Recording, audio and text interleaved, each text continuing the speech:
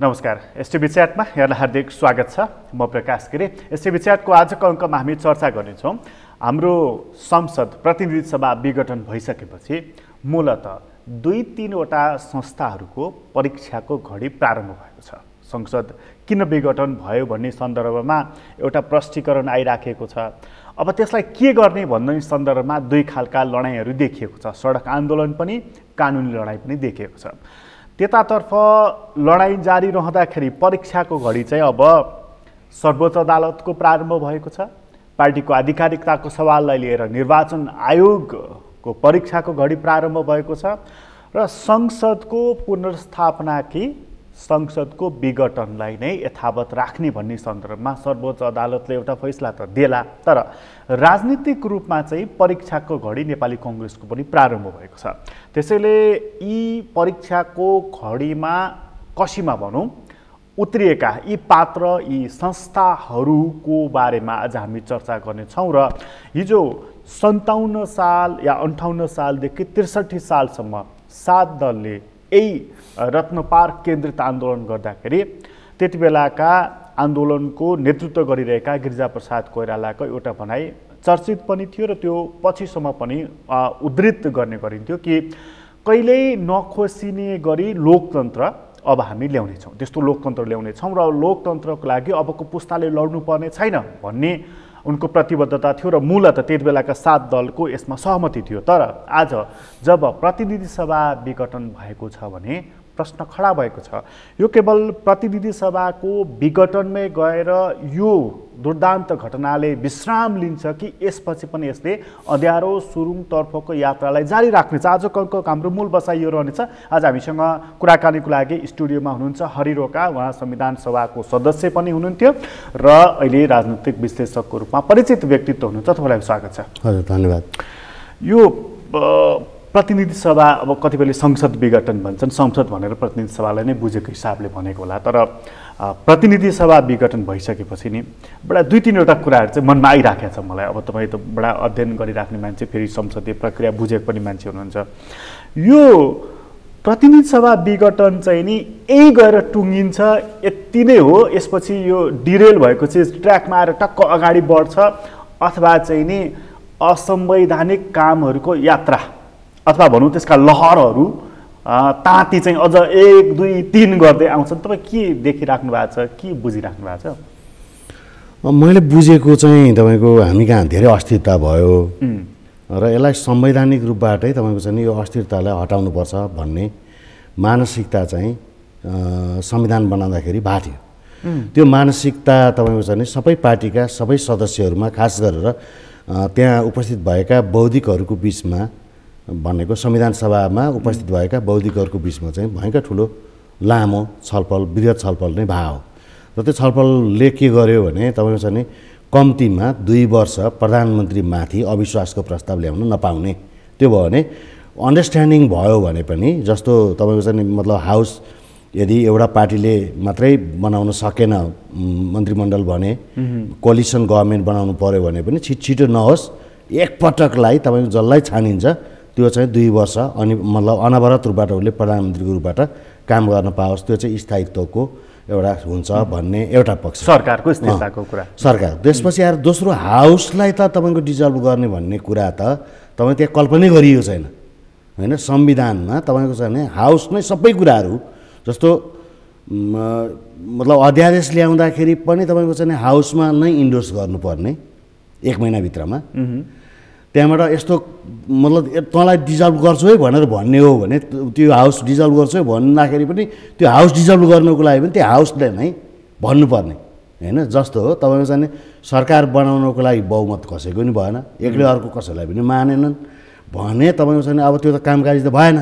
कामकाजी नभएको अवस्थामा बाहेक होइन अरू बेला तपाईँको चाहिँ हाउस डिजल्भ गर्न सक्ने कहीँ प्रावधान राखेकै छैन संविधानमा। त्यसले गर्दाखेरि त्यो भनेको, तर संविधानका 1-2वटा धाराहरूको सन्दर्भमा अहिले चर्चा छ, धारा 74 र धारा 85 को सन्दर्भमा, जसले चाहिँ संविधान का ती धाराले संसद विघटनको लागि प्रधानमन्त्रीलाई अनुमति दिन्छ भनेर अचेल व्याख्या चलिराखेको छ क्या। त्यस्तो कुरा नि लेख्नु भएको थियो अनि त्यस्तो छैन। त्यो चाहिँ मतलब हेर्नुहोस्, जस्तो हामी कहाँ तपाईँको 2-3वटा कुराहरू कन्फ्युजनको कुराहरू आछन्। जस्तो पहिले चाहिँ तपाईँको हामी कहाँ संसदीय व्यवस्था भनेको बेलायतबाट तपाईँको चाहिँ इन्डिया आएर इन्डिया जस्तो वा बेलायतको जस्तो हामी कहाँ संसदीय व्यवस्था होइन।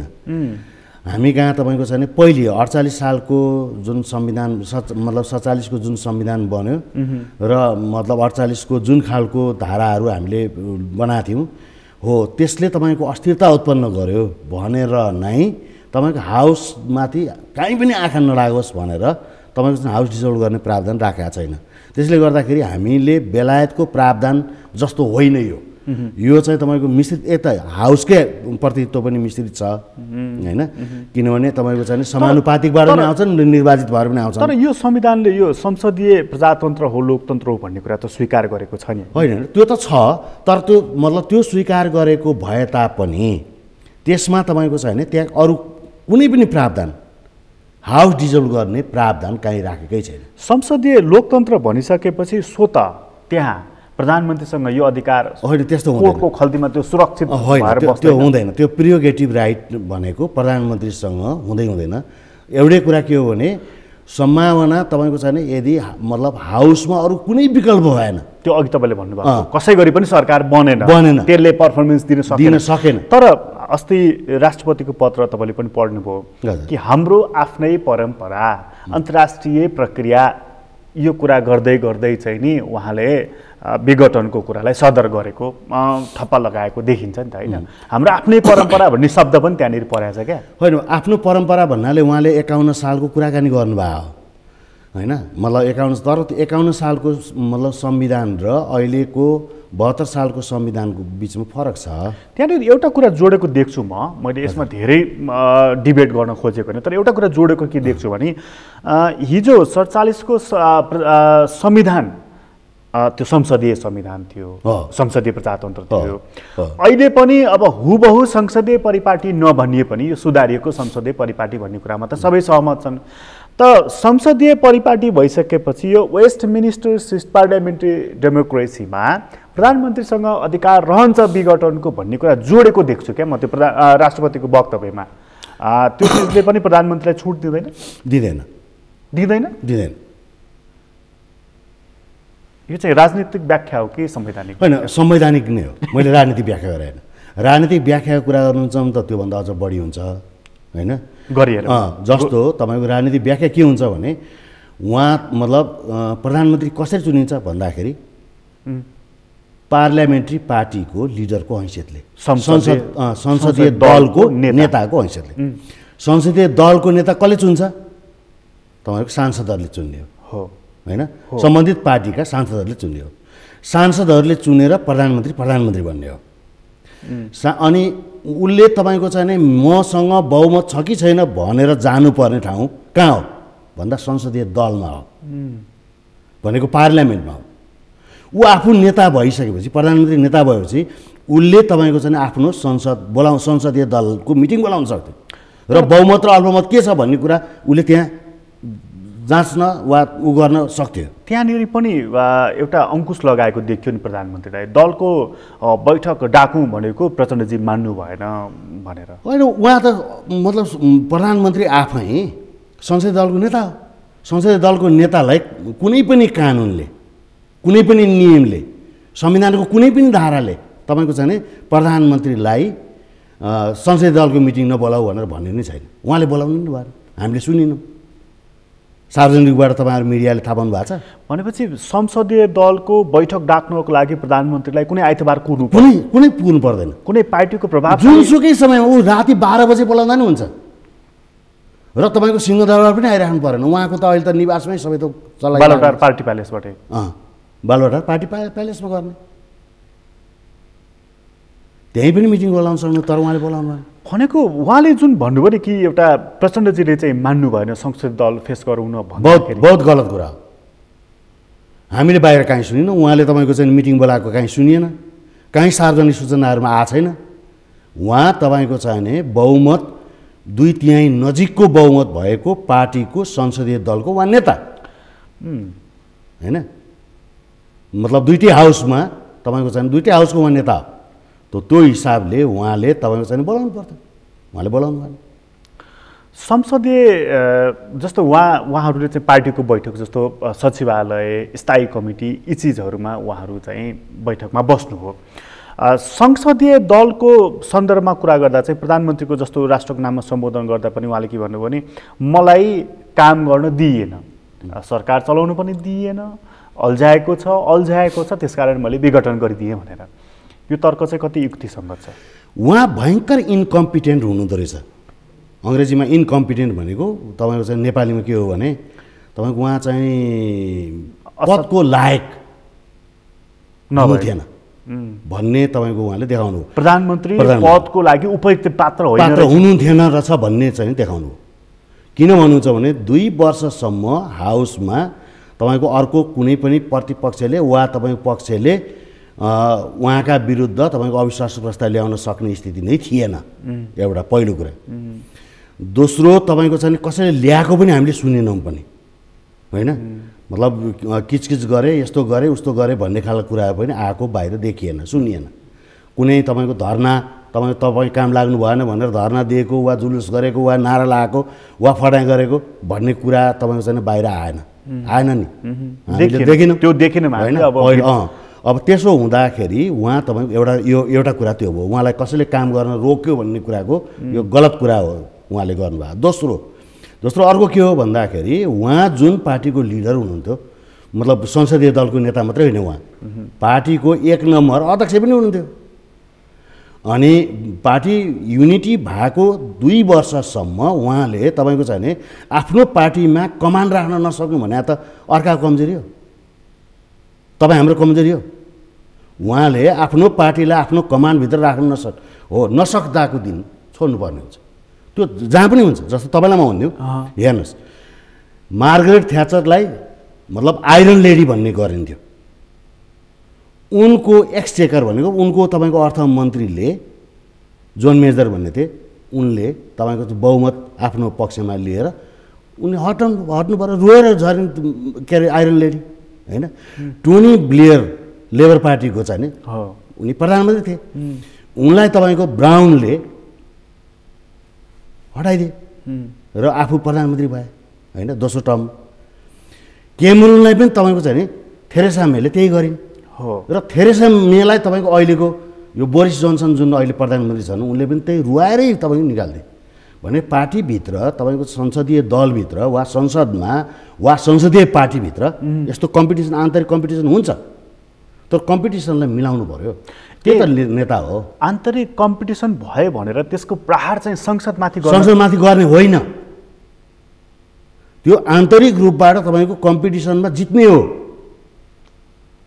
उसले तपाईँको चाहिँ संसद विघटन गर्दै हिँड्न थाल्ने हो भने त तपाईँको चाहिँ त्यो त 6 महिनामा 5 महिनामा वर्ष दिनमा तपाईँको चाहिँ पार्टी विघटन हुन थाल्छ, क्या मतलब संसद विघटन हुन थाल्छ। अचेल इजरायलको उदाहरण खुब चलिरहेका छन् नेपालमा। होइन, इजरायल र नेपाल एउटै होइन।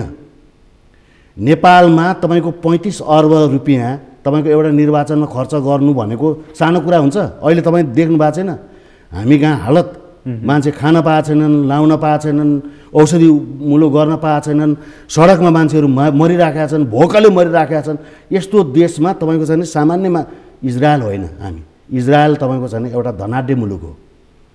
हेर्नुहोस्, उससँग तपाईँको संसारभरि फैलिएका यहुदीहरूले पैसा पठाउँछन्, होइन? उनीहरू सबैभन्दा धेरै एकदम बिकाउ मेन पावर उत्पादन गर्ने राष्ट्र हो। त्यो बिकाउ मेन पावर जन्माएको हामी अवस्था हो। हाम्रो त भातै खानाको लागि तपाईँको चाहिँ बाहिर जानुपर्ने स्थिति छ, होइन? सामान्य काम गर्नु, जस्तो तपाईँ इन्डियामा गएर तपाईँको यतिखेरको जाडोमा काम गर्नेले पनि 700 रुपियाँ मात्रै कमाउन सक्ने स्थिति छ। भयङ्कर गर्मी तपाईँको 45 डिग्रीमा पनि तपाईँ 700-800 भारूमा चाहिँ काम गरेर जीविका गर्ने मान्छेहरू छन्। इजरायलसँग तुलना गर्नु भनेको कुनै हालतमा मिल्दैन, हामीसँग मिल्दैन। तर हामी कहाँ चाहिँ म यो 2-3 दिन यता तपाईँले बडा महत्त्वपूर्ण कुरा गर्नुभयो, इनकम्पिटेन्ट भन्नुभयो। इनकम्पिटेन्ट र कम्पिटेन्ट अलिकति यसमा चर्चा गरौँ न। कसरी कम्पिटेन्ट हुन्छ, प्रधानमन्त्री हुनको लागि लायक कसरी हुन्छ? त्यो लायकको उसमा रिभर्समा त नालायक हुने भयो, त्यो त भएन। अयोग्य भनौँ, अयोग्य शब्द ठिक होला सायद, होइन? कसरी को योग्य हुन्छ, को अयोग्य हुन्छ? जस्तो के हुन्छ भन्नुहुन्छ भने तपाईँसँग निश्चित कार्यक्रमहरू हुनुपर्छ। एउटा पर्खिनुहोस् न, पार्टीसँग एउटा कार्यक्रम हुन्छ। त्यो कार्यक्रम भनेको तपाईँको घोषणापत्र मार्फत आउने हो। घोषणापत्रलाई लागू गर्नु कुनै पनि सरकार बन्दाखेरि घोषणापत्रमा लेखिएका घोषणापत्र भनेको आम मान्छेमाथि आम मान्छेप्रति प्रतिबद्धता जाहेर गरे हुन्छ। म यो गर्छु यो गर्छु यो गर्छु वा हाम्रो सरकार बन्न हामी यो गर्छौँ त्यो गर्छौँ त्यो गर्छौँ भनेर हो। त्यो प्रतिबद्धता गरिएको कामलाई तपाईँ कसरी व्यवस्थित गरियो भन्ने कुरा आउँछ। हो त्यो कुरा तपाईँ जब गर्नुहुन्न नि, जब त्यसलाई त्यो गर्ने भनेको केबाट हो भन्दा पहिलो संस्थागत गर्ने कुराबाट सुरु हुन्छ हैन। संस्थाहरूलाई तपाईँ कसरी संस्थागत गर्नु, जस्तो ब्युरोक्रेसीलाई तपाईँ कसरी संस्थागत गर्नुहुन्छ, काम कसरी लाउनुहुन्छ हैन। संवैधानिक निकायहरूलाई कसरी तपाईँले काम लगाउनुहुन्छ हैन। र हामी त अहिले त बदलिदो परिस्थितिमा थियौँ। बदलिदो परिस्थिति भनेको तपाईँसँग कानुन पनि तपाईँले निर्माण गर्ने हैन, र तपाईँले सहज हुने गरी कानुन बनाउन सक्ने छुट पनि थियो। अब कानुन बनाउनलाई अब गाह्रो हुन्छ, 2/3ले तपाईँ त्यसलाई उल्ट्याउनु पर्ने हुन्छ त्यो कानुनलाई। तर अस्ति चाहिँ के थियो भने 2/3 गरिराख्नु पर्थेन। साधारण मेजोरिटीले तपाईँको चाहिँ सरकारले पास गर्न सक्छ कुनै पनि कानुन, सक्थ्यो हैन। अब उल्टाउनु पर्यो भने 2/3 चाहिन्छ। तर अहिले त त्यो त सजिलो थियो। त्यो हिसाबले तपाईँको प्रोग्राम मतलब संस्थाहरूलाई संस्थागत गर्नको लागि, कार्यक्रमलाई व्यवस्थित रूपबाट कार्यान्वयन गर्नका लागि तपाईँको चाहिँ ब्युरोक्रेसीलाई व्यवस्थित बनाउनको लागि, आम रूपमा आम मान्छेलाई वा पार्टी कार्यकर्तादेखि लिएर आम अरू जनसमुदायलाई अभियानमूलक कामहरू गराउनका लागि वा सहभागितामूलक काम कार्यान्वयन गराउनका लागि तपाईँसँग प्रोग्राम र इन्स्टिट्युसनहरू चाहिन्थ्यो। त्यो कुरामा त उहाँले कहिले पनि ध्यान दिनु भएन। प्रोग्राम जस्तो तपाईँलाई भन्नु प्रोग्राम प्रधानमन्त्रीसँग थिएन त्यो होइन, उहाँले होइन, घोषणापत्र थियो वा प्रोग्राम थियो, तर त्यो घोषणापत्रलाई उहाँ लागू गर्न जानु भएन, गर्नुभयो। अनि जे कुरा गर्छु भनेर आउनुभयो त्यसका लागि संस्थाहरू निर्माण गर्नु भएन। जस्तो तपाईँले भन्नु हामी सङ्घीय व्यवस्थामा छौँ हो, सङ्घीय व्यवस्थाका लागि सबभन्दा अपरिहार्य भनेको फिस्कल कमिसन हो। त्यो फिस्कल कमिसन तपाईँको सबभन्दा पहिले निर्माण गर्नुपर्थ्यो। इभेन सरकार बन्नुभन्दा पहिले पार्टीहरूका बिचमा अन्डरस्ट्यान्डिङ बनाएर त्यो संवैधानिक आयोगको रूपबाट त्यसलाई चाहिँ तयार गर्नुपर्थ्यो। त्यसले तपाईँको चाहिँ नि भएको स्रोतलाई कसरी बाँध्ने, कसरी विभाजन गर्ने भन्ने कुरा गर्थ्यो। अहिले पनि खाली छ त्यो 3 वर्ष, त्यता ध्यान छैन, त्यो ध्यान छैन। तपाईँ अब अर्को एउटा कुरा गर्नुहोस्, कस्तो भन्नुहुन्छ भने तपाईँले रेल ल्याउँछु भन्नुभयो, पानी जहाज ल्याउँछु भन्नुभयो, त्यसका लागि हामीसँग स्रोत के हो, हाम्रो साधन के हो, हामीले प्रयोग गर्ने कुराहरू के हुन्, त्यसलाई तपाईँको चाहिँ डेभलप गर्ने इन्स्टिट्युसनहरू के हुन्। जस्तो तपाईँलाई म एउटा कुरो भनौँ, हामीले तपाईँको चिनियाहरूबाट 6वटा जहाज ल्यायौँ र राख्यौँ। जहाज उडाउनलाई के चाहिन्छ, जहाज उडाउनको लागि सबभन्दा पहिले पाइलट चाहिन्छ। जहाज किन्नुभन्दा पहिले त्यो खालको जहाज उडाउनको लागि हामीसँग पाइलट छन् छैनन् भनेर हेर्नुपर्छ पर्दैन, हेर्नुपर्छ। अनि त्यो जहाज त्यो त मिसिन हो, बिग्रिन सक्छ। अनि त्यस कारणले गर्दाखेरि त्यसलाई अटोमेटिक त्यो त बन्दैन आफै, मेकानिजम त्यसका लागि त्यो मेकानिक्सहरूको बन्दोबस्त गर्नुपर्ने हुन्छ वा अटो वर्कसप तपाईँको तयार गर्नुपर्ने हुन्छ हैन। अनि त्यसलाई तपाईँको व्यवस्थित भन्नाले एउटा इन्स्टिट्युसन चाहियो त्यसलाई हेर्ने, एउटा मात्रै नि 2टा चाहियो। एउटा त पाइलट निर्माण गर्नु पर्यो र दोस्रो तपाईँको चाहिँ बिग्रियो भने बनाउने चाहियो हैन। त्यसलाई तपाईँको ती 2टै कुरा हेर्नको लागि इन्स्टिट्युसन चाहियो, संस्था चाहियो। तपाईँ संस्था तयार नगरिकन त्यो हावाजहाज ल्याउनु हो र थन्क्याउनु हो गयो। तपाईँले रेलको कुरा गर्नुभयो, रेल ल्याएर राखिरहेछ त्रिपालले छोपेर, ड्राइभर छैन, रेलको स्टेसनहरू छैन, स्टेसन म्यानेजरहरू छैन, सबै कुराको कहीँ व्यवस्थापन छैन। यसो त तपाईँको चाहिँ नि इन्कम्पिटेन्टहरूले गर्ने हो। त्यो रेल चाहिँ किन ल्याएको त, यी सबै चिज नभएको त्यसैले होइन, त्रिपालले छोपेर त अहिले त्यो ल्याउनुभन्दा पहिले नै यो इन्स्टिट्युसनले के गर्नु पर्थ्यो भने तपाईँको हामीसँग वेल मेन पावर छ कि छैन, ड्राइभिङ गर्न सक्ने, लिक ओछ्याउन सक्ने, बिग्रियो भने मतलब सपार्न सक्ने, स्टेसनमा तपाईँको टिकट काट्ने हैन, त्यसको चेकिङ गर्ने, सबै कुराहरू हुन्छ नि हो। यस्तो प्रबन्ध गर्ने भनेको इन्स्टिट्युसनलाइज गर्ने भन्ने हो।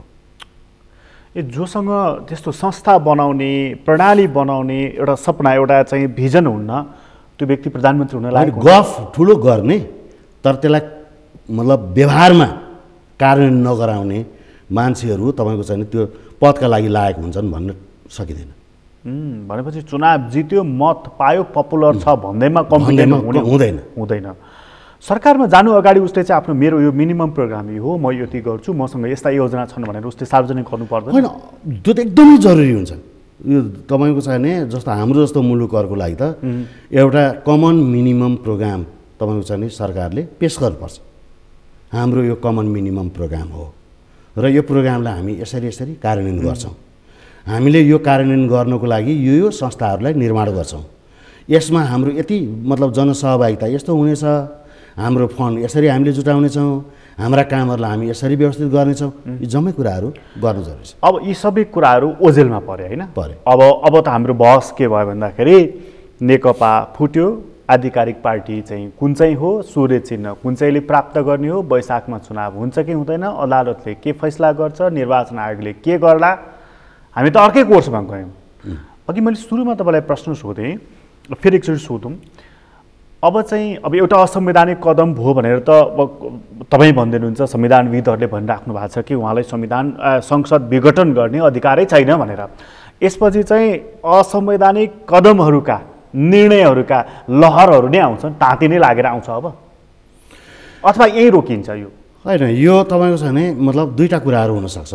एउटा कुरा के हुनसक्छ भन्नुहुन्छ भने मतलब एउटा सम्भावना के थियो भने राष्ट्रपतिले तपाईँको छ भने यति हतारमा निर्णय सुनाउनु होला भन्ने लागेको थियो होइन। त्यसमा एउटा मतलब प्रोसेस हुन्छ, प्रक्रिया हुन्छ, त्यो प्रक्रियालाई पार गर्नुहुन्छ। मतलब सर्टेन तपाईँको चाहिँ बुद्धिजीवीहरू, सर्टेन तपाईँको चाहिँ मतलब यो राजनीतिक दलका मान्छेहरूसँग बसेर कुराकानी गर्नुहुन्छ। प्रधानमन्त्रीले भन्ने बित्तिकै तपाईँको चाहिँ संसद विघटन गर्न सक्ने अधिकार छ कि छैन भन्ने कुरा उहाँले हेर्नुहुनेछ भन्ने हामीले लागेको थियो होइन।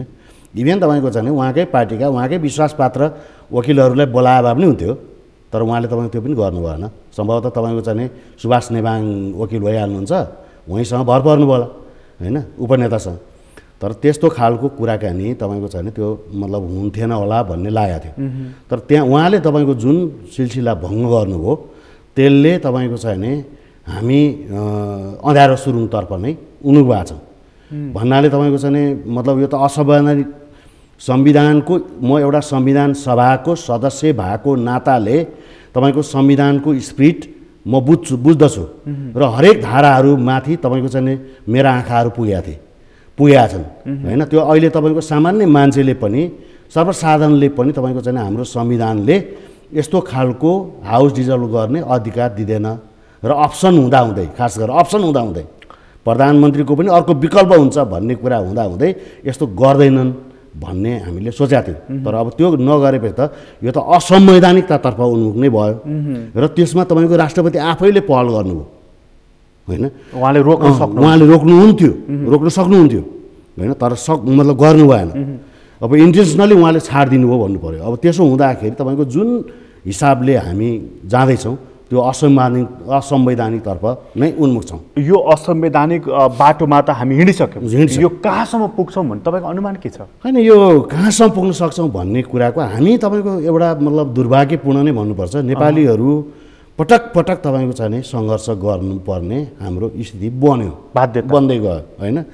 7 सालमा तपाईँको कम्प्रोमाइजमा हामी गयौँ अनि राणाहरूलाई नि ल्याएर प्रधानमन्त्री बनायौँ होइन।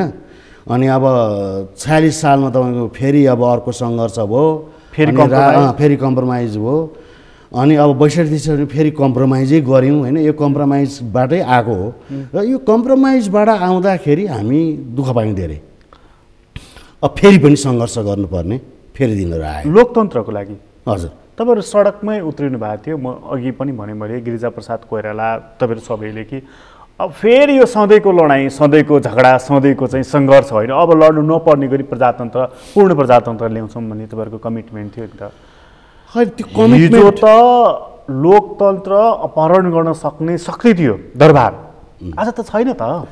होइन, त्यो दरबारको अर्को नयाँ दरबार मतलब सुरु भयो भन्नाले तपाईँको चाहिँ यो चाहिँ मतलब यो क्लास अपग्रेड भएपछि, एउटा क्लास अपग्रेड भएपछि अर्को एउटा नयाँ खालको एलिटहरू आए होइन। अहिले राष्ट्रपति प्रधानमन्त्री नयाँ एलिटहरू हुन् होइन वा तपाईँको चाहिँ मतलब दलका संसदीय दलका ठुला नेताहरू तपाईँको अलि एलिटहरू हुन् उनीहरू तपाईँको 46 सालभन्दा अगाडि तपाईँको चाहिँ उनीहरूको हालत धेरै अप्ठ्यारो थियो होइन हाम्रै अहिले वर्तमान प्रधानमन्त्रीजीको हालत त झन् बदत्तर थियो होइन अरूको पनि कुनै धेरै राम्रो थिएन होइन हामीले म तपाईँको चाहिँ जेलमै बस्दाखेरि चप्पलै लगाएर आउँथेँ नेताहरू पनि होइन जेल पर्दाखेरि त्यसकारण तपाईँको चाहिँ त्यो पोजिसन थियो खासमा मान्छेको हैसियत कस्तो छ भन्ने कुरा जेल बसेको थाहा हुन्छ जेलले थाहा दिन्छ थाहा दिन्छ होइन अब घरका कसका घरबाट के खानेकुरा आउँछन् कस्ता लुगा लगाउँछन् कस्तो बसउठ गर्छन्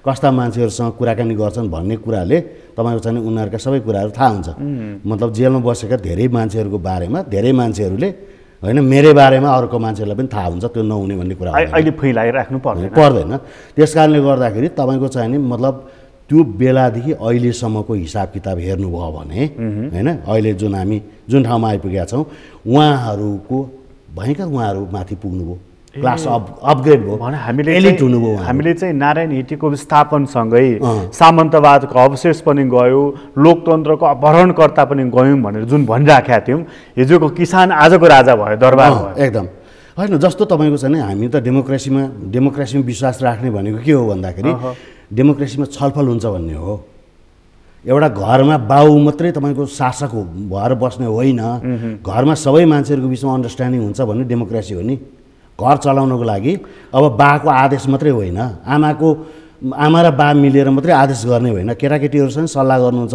छोरा बुहारीहरूसँग कुराकानी गर्नुहुन्छ छोरीहरूसँग सल्लाह लिनुहुन्छ भन्ने हो होइन हो त्यस्तै तपाईँको चाहिँ डेमोक्रेसी भनेको पार्लियामेन्ट्री पार्टीभित्र तपाईँको चाहिँ पार्लियामेन्टभित्र पार्टीका साथीहरूसँग तपाईँको चाहिँ मतलब यी सुख दुःख अप्ठ्यारा गाह्रा कुराहरूको बारेमा छलफल र बहस गराउने हो जब तपाईँ एक्लैले म निर्णय गर्छु म यो गर्ने हो मैले गर्ने हो भनेर तपाईँको यत्रो सिङ्गो हाउसलाई यत्रो पैसा खर्च गरेर निर्वाचन गरेको तपाईँको चाहिँ हाउसलाई उसको अवधि नपुगिकन एक्लै तपाईँको चाहिँ सिफारिस गर्ने र अनि त्यहाँबाट एकजनाले तपाईँको इन्डोर्स गरेर ल हाउस डिजल भनेर भनिदिने यो भने त सामन्तवाद नै हो नि यो अलि अगाडि चाहिँ स्थायी कमिटीको बैठक उहाँहरूको करिब करिब जेठ ताका चलिराखेको थियो प्रधानमन्त्रीको एउटा भनाइ चाहिँ सञ्चार माध्यमहरूमा आए नि यदि म माथि एक्सन लियो भने महा एक्सन लिन्छु सँगै उहाँको अर्को भनाइ के आयो भने यदि मलाई चाहिँ नि बल गरेर कुर्सीबाट हटाउनु खोज्यो भने म यो कुर्सीको खुट्टै भाँचिदिन्छु भनेर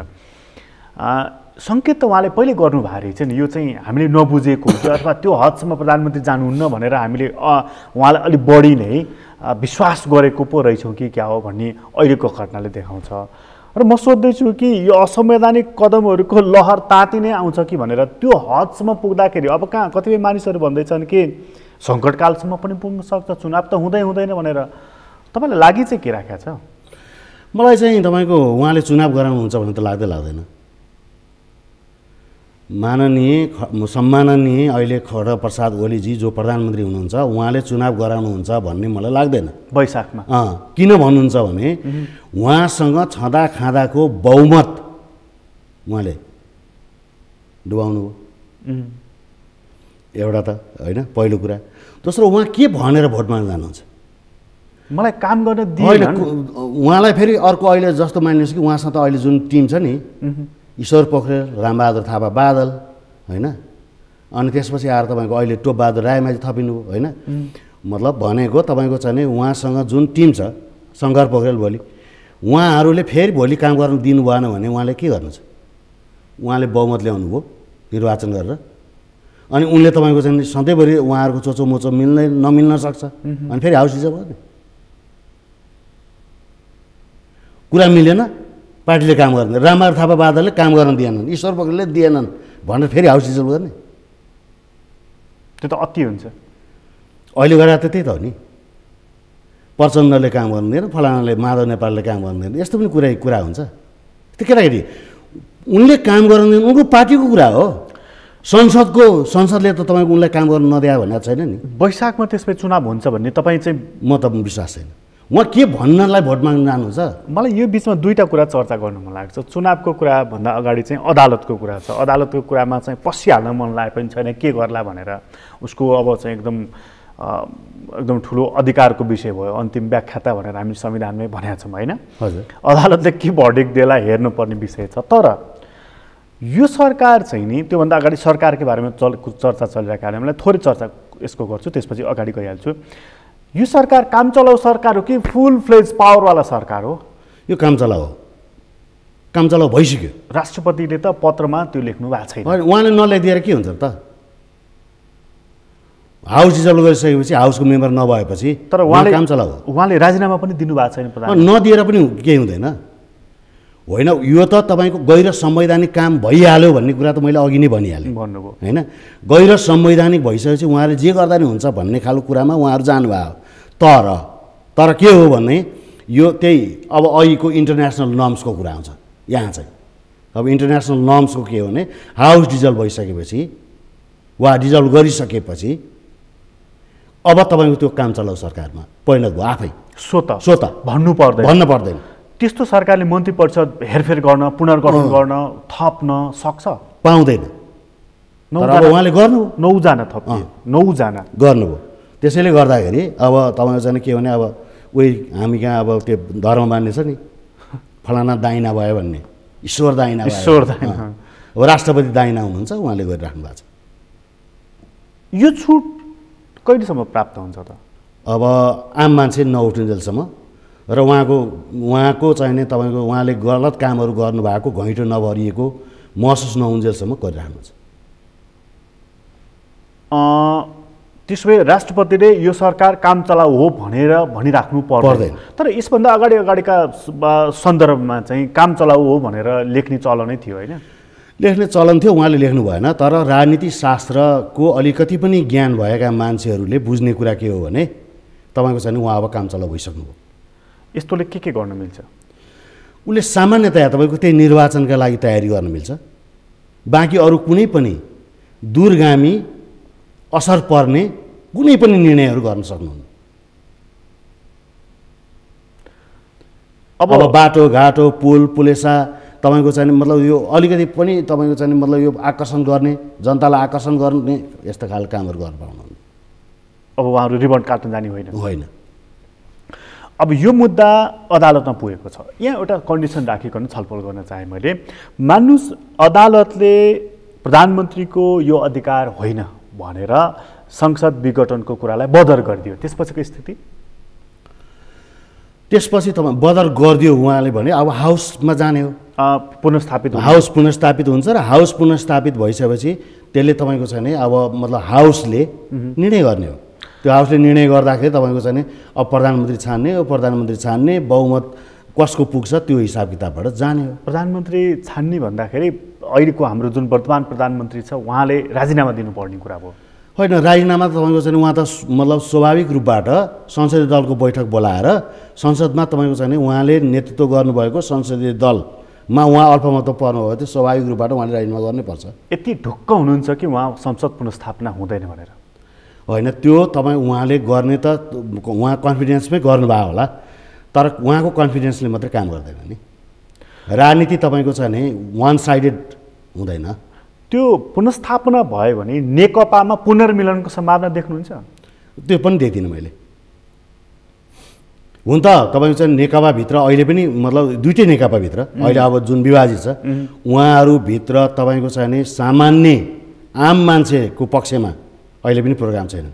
उहाँहरूले के गर्नुहुन्छ भन्ने कुराहरूको कार्यक्रमहरू छैन। दुवै पक्ष छ होइन? जस्तो तपाईँको चाहिँ नि मतलब केपी ओलीसँग प्रचण्डलाई रिसै उठेको भए पनि प्रचण्ड वा माधव नेपाल समूहले तपाईँको चाहिँ नि उहाँहरूले हाम्रो प्रोग्राम यो यो यो हो, उहाँले हामीले यो भनेको गर्नु भएन भनेर भन्ने कुरा त अहिलेसम्म त आएको छैन नि। आम जनताको पक्षमा आम जनतालाई पाउनुपर्ने कुरा होइन, सार्वजनिक स्वास्थ्यको कुरा, सार्वजनिक शिक्षाको कुरा, मतलब यो बाटोघाटोको कुरा, मतलब पुनर्निर्माणको कुरा, यही उखु किसानको भन्नुहोस् न, यही उखु किसानको कुरा, उहाँहरूको आँखा अगाडि भएको कुरा होइन, कसरी गर्छौँ, कृषिलाई कसरी व्यवस्थित गर्छौँ, यो पेन्डेमिकलाई कसरी तपाईँको चाहिँ यो भनेको यो कोरोना महामारी छ त्यो महामारीलाई कसरी निरूपण गर्छौँ, औषधि कसरी भ्याक्सिन ल्याउँछौँ, कुनै प्रोग्रामहरूको अहिलेसम्म ल्याउनु भएको छ? उहाँहरूले केही पनि ल्याउनु भएको छैन। त्यस कारण उहाँहरू तपाईँको शासन गर्नको लागि कति लायक हुनुहुन्छ भन्ने कुरा त त्यो देखिएकै कुरा हो होइन? तर पनि तपाईँको चाहिँ नि हाउस रिभाइभ भइसकेपछि त्यसले आफ्नो ठाउँ एउटा खोज्छ। यदि चाहिँ यो सदर भयो यो प्रधानमन्त्रीको अधिकारको विभिन्न व्याख्या गर्दै अब यसमा तपाईँ हामीले गरेका चर्चा र त्योभन्दा बिल्कुल फरक खालका चर्चाहरू पनि हुन सक्छ नि होइन सक्छन् ती चर्चा गर्दै संसद विघटन चाहिँ ठिक छ यो गर्नु ठिक छ फ्रेस म्यान्डेट लिन जाउँ भनेर अदालतले भनिदियो भनेदेखि त्यति बेलाको परिदृश्य सबैभन्दा रोचक ढङ्गले त्यहाँ हेर्नुपर्ने कुन पात्र कुन पार्टी कुन संस्थालाई छ र त्यसपछिको परिणति के हुन्छ सबभन्दा धेरै पहिलो कुरा त तपाईँको चाहिँ नि यो अब संसद चाहिँ नि बिउतिएन भन्ने कल्पना नगरौँ पहिलो कुरा होइन बाइ द वे तपाईँको चाहिँ नि मतलब अब यो सर्वोच्चले त्यसो गर्यो भने त्यो गर्ने भनेको पनि राजनीतिक निर्णय नै गर्ने हो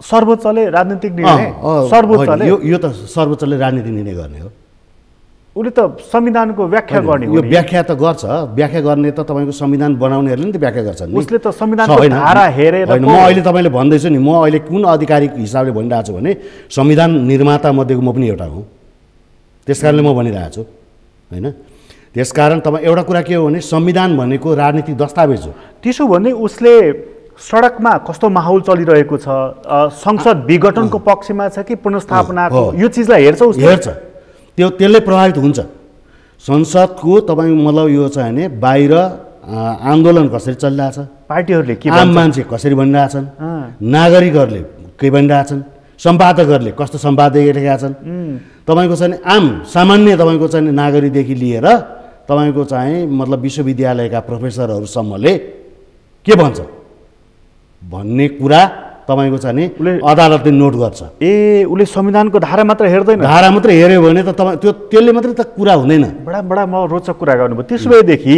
हजुर त्यसो भए अलिकति अगाडि जाउँ त्यसो भएदेखि नेपालका राजनीतिक पार्टीहरूले कुन मुद्दा उठाएका छन् भन्ने कुराले ठुलो अर्थ लाग्छ यसमा सबैभन्दा महत्त्वपूर्ण पार्टी कुन हो सबभन्दा पहिलो कुरा त अहिले त विपक्षमा मतलब पार्टी त फुट्यो नेकपा नै मैले यो मानेमा भने कि यो संसद विघटन या पुनर्स्थापनाको सन्दर्भमा सबैभन्दा ध्यान दिएर हेरिनुपर्ने पार्टी कुनलाई हो नेपाली काङ्ग्रेस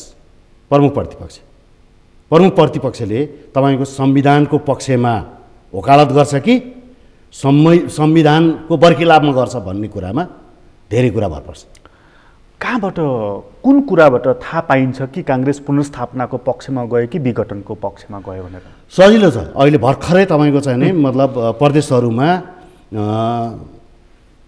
नेकपा फुटेपछि 6वटा प्रदेशमा तपाईँको अस्थिरता सुरु भयो गन्जागोल सुरु भयो 1 र 3 मा अविश्वास प्रस्ताव आइसक्यो ओके होइन अर्को अब 4 मा पनि आउन सक्छ र 5 मा पनि आउन सक्छ अब त्यस्तो स्थिति हुँदाखेरि काङ्ग्रेसले भोट दियो भने जसलाई दिन्छ भोट दिन्छ त्यसको पल्ला भारी हुन्छ यदि मतलब भएन भने हाउस डिफङ्क्टमा जाने हुन्छ त्यो हाउस डिफङ्क्टमा जानु भनेको त मतलब यो संविधानलाई अवरुद्ध गर्नु हो एउटा ओलीजीको पक्षमा गर्नु भन्नुको अर्थ ओलीजीको पक्षमा पक्ष पोषण गरेकाहरूलाई समर्थन गर्नु भनेको पनि तपाईँको अहिलेको उहाँहरूले हाउस डिजल्भ गर्नको लागि राखेको प्रस्तावलाई समर्थन गर्नु जस्तो बुझिन्छ उसले फरक फरक प्रदेशमा फरक फरक पक्षले सपोर्ट गर्यो भनेदेखि चाहिँ त्यो पनि गलत हो जस्तो 1 नम्बर प्रदेशमा बाहिर चर्चा छ ओलीजीलाई सपोर्ट गर्ने त्यो अराजनीतिक हुन्छ 3 नम्बर प्रदेशमा प्रचण्ड माधव समूहलाई सपोर्ट गर्ने त्यो अराजनीतिक हुन्छ त्यसो हो भनेदेखि तपाईँको कुरालाई म अझै एकचोटि चर्चा गर्न चाहे मलाई उहाँहरूले बार्गेनिङ गर्न सक्नुहुन्छ काङ्ग्रेस जस्तो तपाईँको चाहिँ मतलब अब अहिले दुईटामा त नेकपाका मान्छेहरूले आफैलाई प्रस्ताव राखेर गएका छन् दुईटा बाँकी छन् एउटा चिफ मिनिस्टर हामीले देऊ न त भनेर भन्न पनि बार्गेनिङ पनि गर्न सक्छन् तर यदि तपाईँको चाहिँ यो हाउस डिजल्भ गर्ने विपक्षमा हो भने तपाईँको चाहिँ ओलीजीको पक्षलाई कहीँ पनि समर्थन गर्नु भनेको तपाईँको चाहिँ त्यसले उहाँहरू यो संविधानप्रति प्रतिबद्ध हुनुहुन्न भन्ने कुरा देखाउँछ प्रदेशमा नेपाली काङ्ग्रेसले यदि ओली समूहलाई सपोर्ट गर्यो भने काङ्ग्रेस संसद विघटनको पक्षमा रहेछ भनेर बुझ्नुपर्ने हुन्छ यदि प्रचण्ड माधव समूहलाई सपोर्ट गर्यो भने पुनर्स्थापनको पक्षमा छ भन्ने बुझिन्छ ड्यामेज कन्ट्रोल चाहिँ विघटनकोबाट हुन्छ कि पुनर्स्थापनबाट हुन्छ जस्तो तपाईँले एउटा कुरा हुनु नेपाली काङ्ग्रेसमाथि तपाईँको मैले अघि जुन भने नेपाली काङ्ग्रेसमाथि धेरै ठुलो तपाईँको चाहिँ आधार छ दुईटा कुराहरूले एउटा कुरा के हो भन्नु छ भने उसको लिगेसी ऊ तपाईँको पुरानो पार्टी संसदीय व्यवस्थाको हिमायती भनेर चिनिन्छ हो एउटा त्यसपछि दोस्रो, अहिले निर्वाचनका लागि निर्वाचनमा जाने हो, सहज निर्वाचन हुने हो भने काङ्ग्रेसले यसपालि जित्छ।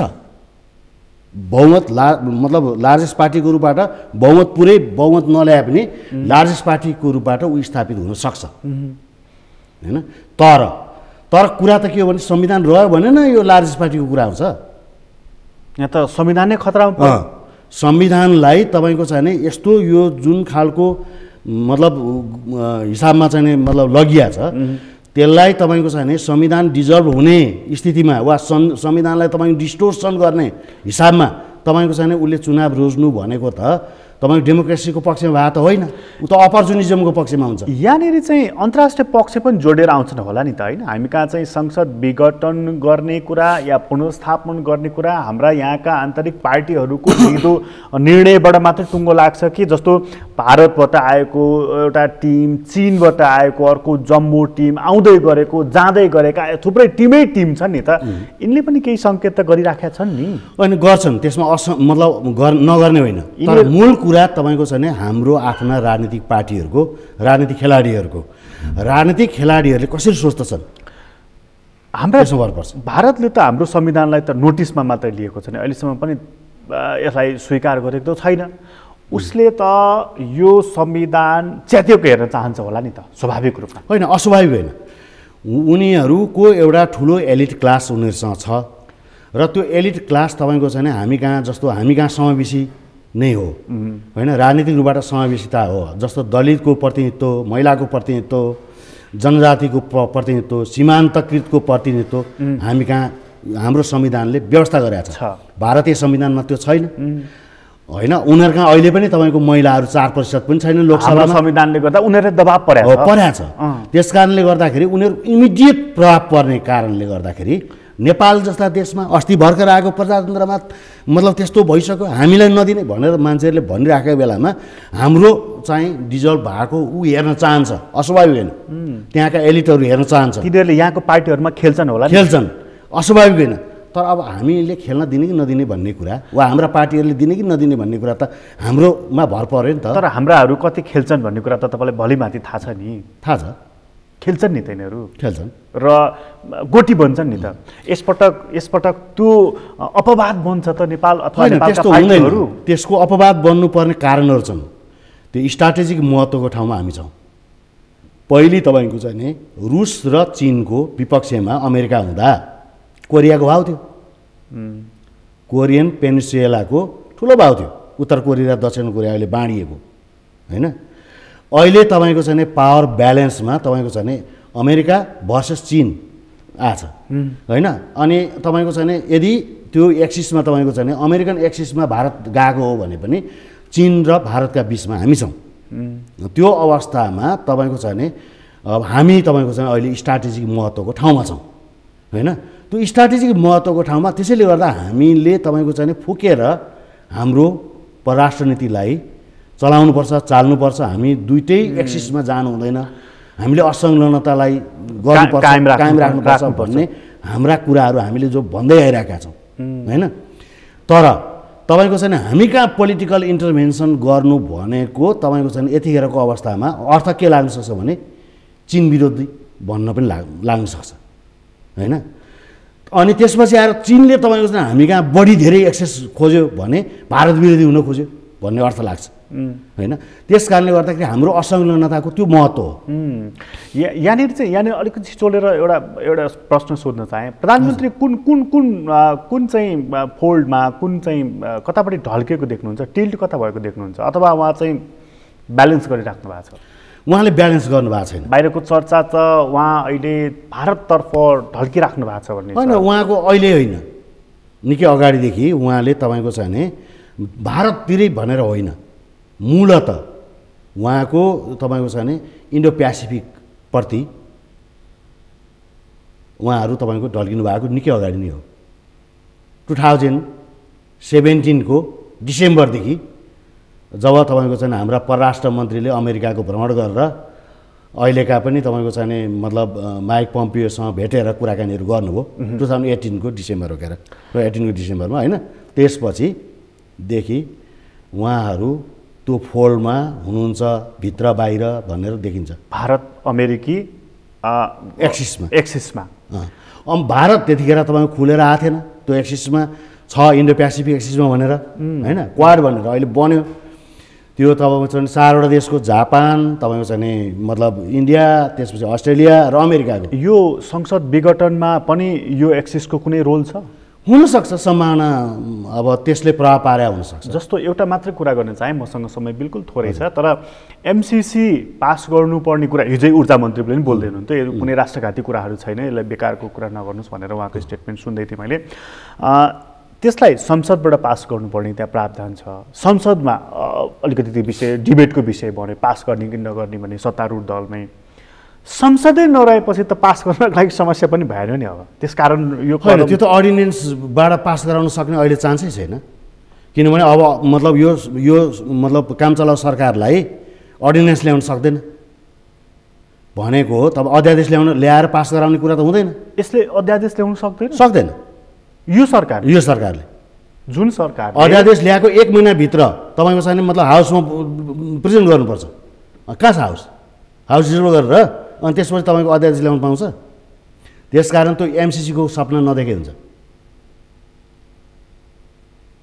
हिजो ऊर्जा मन्त्री भन्दै हुनुहुन्थ्यो, उहाँले तपाईँको ओलीजीलाई खुसी पार्नको लागि भन्नुभयो हो, वा तपाईँको अमेरिकनहरू खुसी भयो भने अब उहाँ पद पाउनुभयो, त्यस कारणले भन्नुभयो।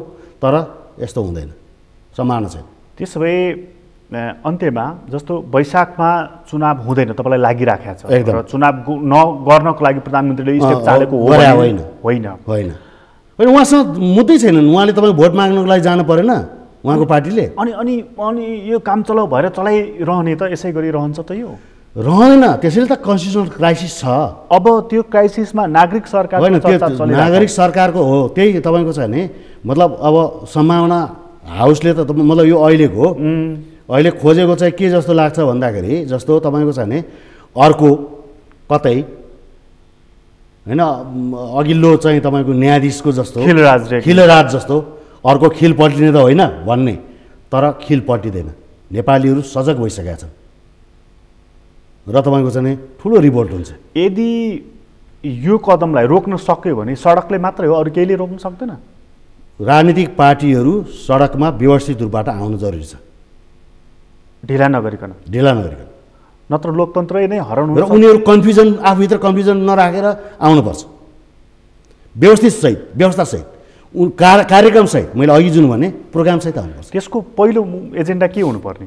सबभन्दा पहिले त जनतालाई अगाडि बढाउने, जनताको जीवन स्तरलाई उकास्ने कुराहरूलाई सबभन्दा पहिलो ग्राह्यता दिएर अगाडि आउनुपर्ने। अनि यो सरकारको बर्खास्त कि अरू त केही विकल्पै छैन। र संसद पुनर्स्थापनाको माग राख्नु पर्यो, ड्यामेज कन्ट्रोल त्यहाँनिर, नत्र भनेदेखि थप क्षति हुँदै जान्छ एकदम। र कुन तहसम्म जान्छ भन्ने कुरा चाहिँ त्यसको त तपाईँको चाहिँ मतलब आन्दोलन भइसकेपछि त्यसले आन्दोलन चर्किँदा त प्रधानमन्त्रीसँग अर्को एउटा अस्त्र छ सङ्कटकालको। सङ्कटकाल त मान्छेले मान्दियो भने नि लाग्ने हो। हस्, तपाईँलाई धेरै धन्यवाद। हजुर, यहाँलाई पनि। आदरणीय दर्शकबिन, तपाईँलाई पनि धन्यवाद। आज हामीले कुराकानी गऱ्यौँ हरि रोकासँग। उहाँसँगको कुराकानी अहिलेलाई यति नै। एसटिभी च्याटबाट म प्रकाश गिरीलाई बिदा दिनु। सगरमाथा टेलिभिजन हेर्दै गर्नु।